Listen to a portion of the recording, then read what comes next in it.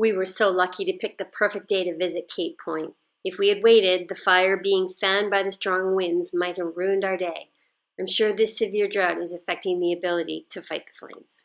Have you ever wondered what a week looks like for a full-time traveling family? Well, after 30 weeks away from home now, this is kind of what a standard week looks like for us. I'll show you day by day. This is kind of more of a normal week. Next week we're flying on a couple of long haul flights and doing some short hops. So that's not so normal.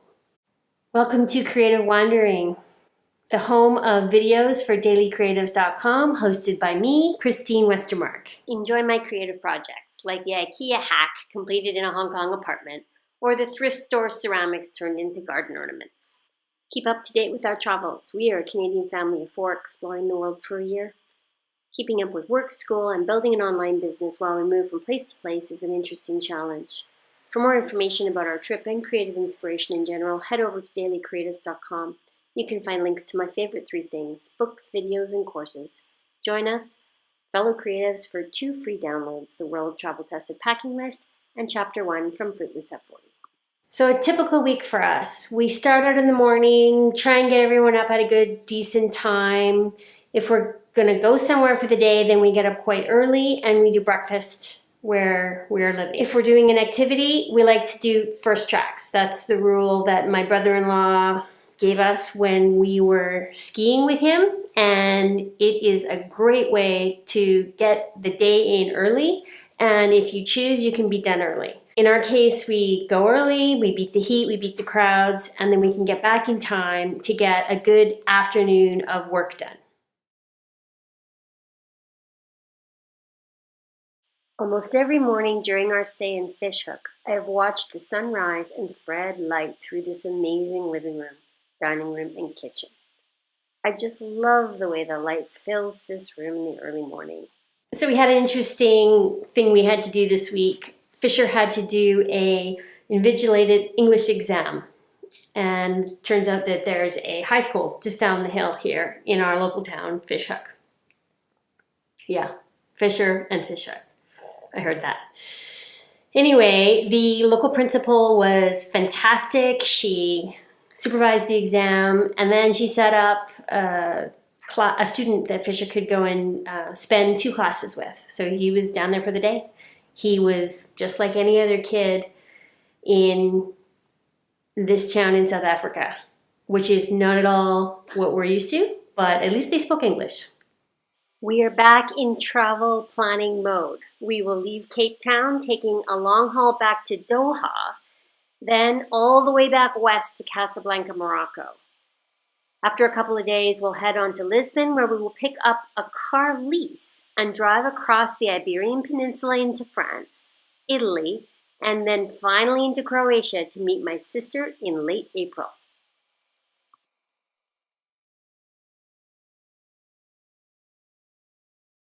Table Mountain National Park is home to many sites, including this one, which is Cape of Good Hope Park. There is amazing things to see here. You just have to get off the beaten path, spend the day enjoying all the sights, watching all the animals, taking photos, leaving no trace.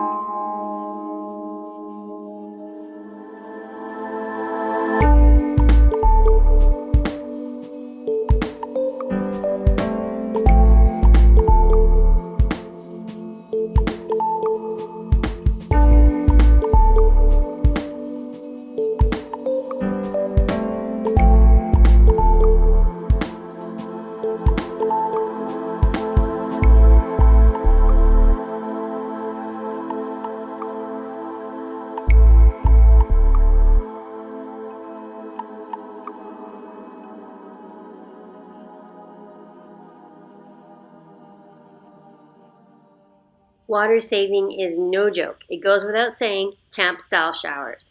But taken to the next level, where we save the water that we use in the shower to flush the toilet. 6 liters for every flush.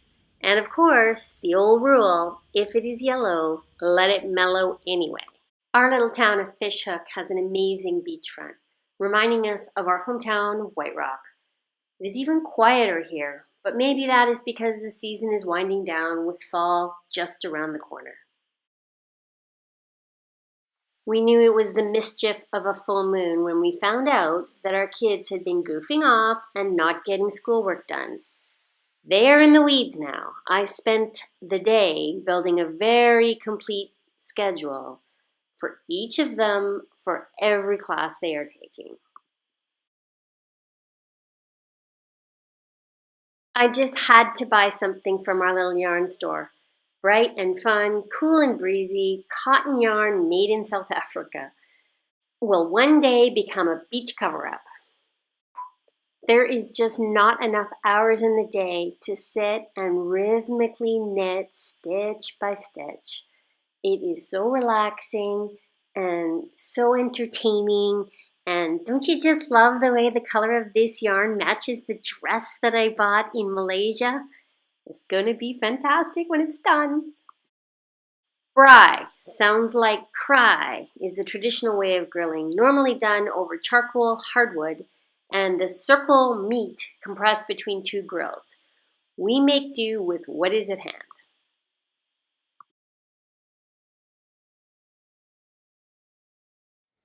Chores on Saturday, like any other family. Well, maybe not like any other family. Normally at home, Saturday is laundry day, so it was here. We're getting ready to be on the move where we won't have any laundry facilities, and in fact, we don't have any here either. So there is a local place in town that we're using where they do laundry by the kilo, which is our favorite way to pay for it.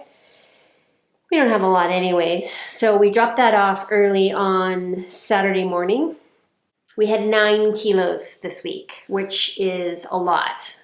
That was all 4 of us getting everything done for the past week and not left with much to wear until we get it back on Monday. We had some photocopies to do. Haley needs her math test sheets printed so she can write out all her notes and then submit those along with her tests. And we sent back a DHL box of used stuff we were done with, and in some cases stuff we haven't used yet. And Boulders Beach one last time to say goodbye to the penguins for this visit.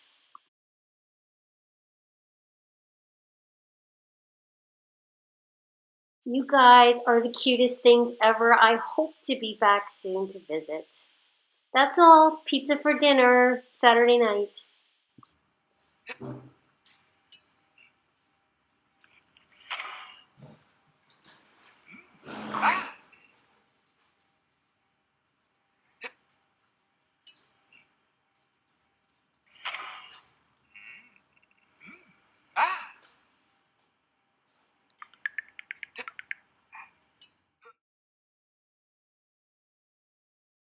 There is no moss growing on Fisher's shoes when it comes to doing the things he likes to do the most. Skimboarding has been part of this overall year trip on every stop. Fisher's been looking for ways to get out on the water and use a skimboard. He tried to convince us to bring them from Canada. We decided not to, but he's managed to figure out friends in each of these local places where he can get aboard and get out on the water. That's all for this week. Our time in Cape Town is drawing to an end, sadly. There is so much to see and do. We could easily come back for another visit. We did not end up doing a safari.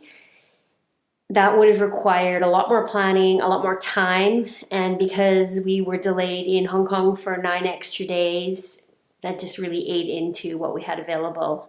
And I think from the research that I did do, we would like to get into Kruger Park, and that is a bit of a organization and time commitment in and of itself. And I think it's kind of like going to the national parks back home in Canada. If you have it on your list to go see a bear and you want to see it kind of in its natural surroundings, and you don't want to be sort of on a tour to find a bear sighting, then you have to take your chances and you might not see one. So if we wanted to see the animals, the big five, in their most natural of environments, which is super important for my daughter Haley, then we would have to do something like that. Otherwise, you're kind of in a truck and there's a game drive, and you get a little bit more of a sense that the whole thing is planned out for you and that the animals are kind of appearing on cue. And for her, she feels that's a bit too zoo-like. We wanted a beautiful and warm place to spend February.